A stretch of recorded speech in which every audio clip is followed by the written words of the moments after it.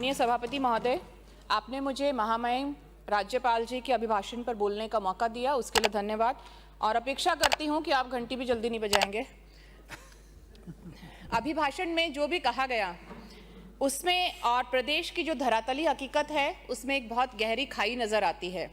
बहुत सुंदर शब्द को प्रयोग किया गया है, मगर अभिभाषण में विकास, सुशासन और संवेदनशील प्रशासन की बात की गई, मगर कहीं भी 47 पन्नों में 192 बिंदुओं में युवाओं की, किसानों की, महिलाओं की पीड़ा की, बिगड़ती कानून व्यवस्था की, चरमराती शिक्षा और चिकित्सा व्यवस्था की, कहीं भी बेरोजगारी, महंगाई, कहीं भी व्यवस्था पर डगमगाते जनता के विश्वास का कोई उल्लेख नहीं किया गया।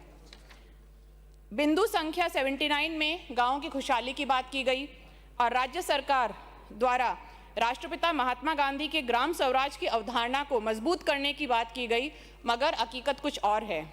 1959 में राजस्थान की धरती नागौर से देश के शिल्पकार प्रथम प्रधानमंत्री नेहरू जी ने पंचायती राज की स्थापना की और फिर पूर्व प्रधानमंत्री नरसिम्हा राव जी ने 73वें संशोधन के माध्यम से पंचायती राज को संवैधानिक अमली जामा पहनाया।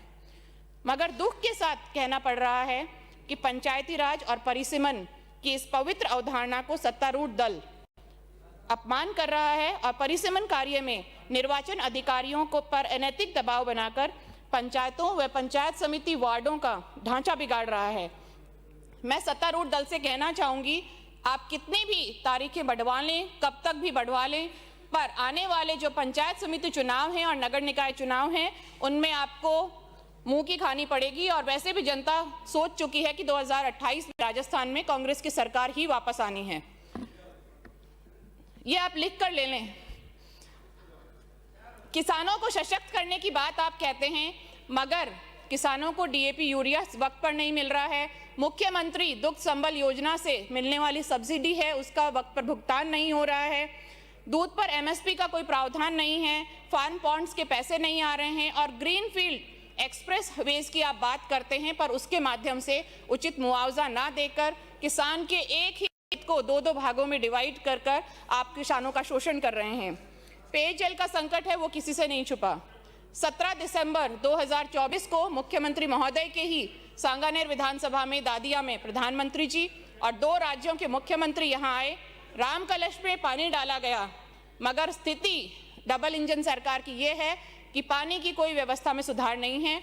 तो आप लोग ये भी मान लें कि आने वाली गर्मियों में अगर आपने कोई समाधान तब तक नहीं किया तो प्यासी जनता खाली मटके लेकर आपके लिए खड़ी है।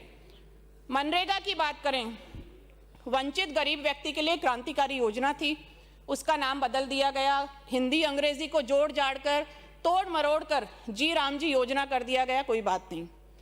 पीकेसीएआरसीपी का नाम पहले ही राम सेतु योजना कर दिया गया, वो भी कोई बात नहीं। मगर जरूरी नहीं कि मुंह में राम हो, नाम में राम हो, तो कत्ती में और नियत में भी राम हो।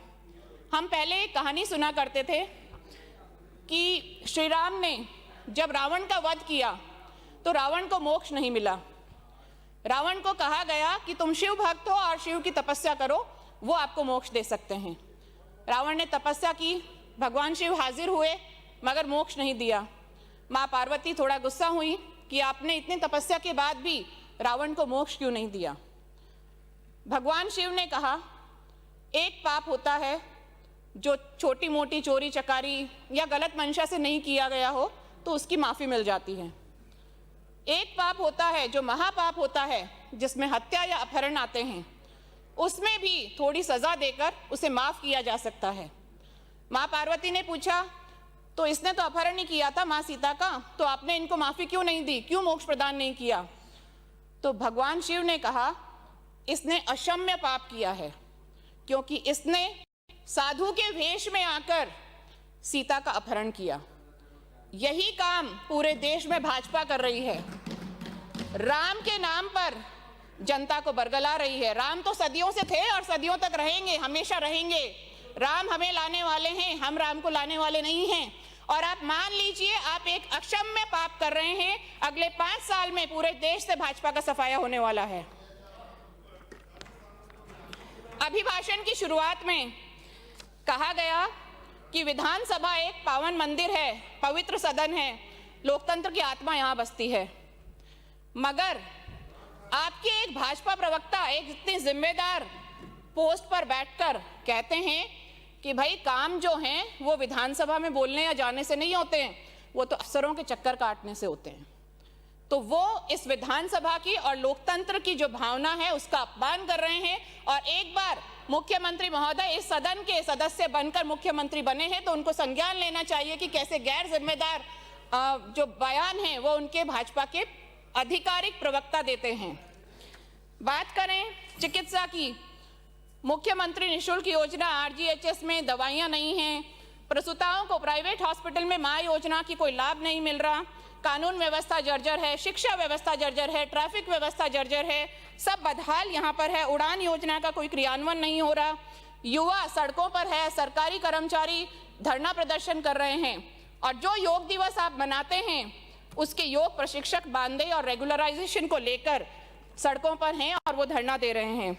तो इन चीज़ों को देखते हुए हम हमेशा से जानते हैं कि कांग्रेस की सरकार ने हमेशा शासन को जिम्मेदारी और जवाबदेही के साथ चलाया है। कांग्रेस की तरह आप भी आपकी सरकार भी प्रयास करे कि जन कल्याण को शासन का मूल मंत्र बनाकर काम करे, तो हो सकता है जनता आपको माफ कर दे। बहुत बहुत धन्यवाद। जय हिंद। श्री उमेश डामोर।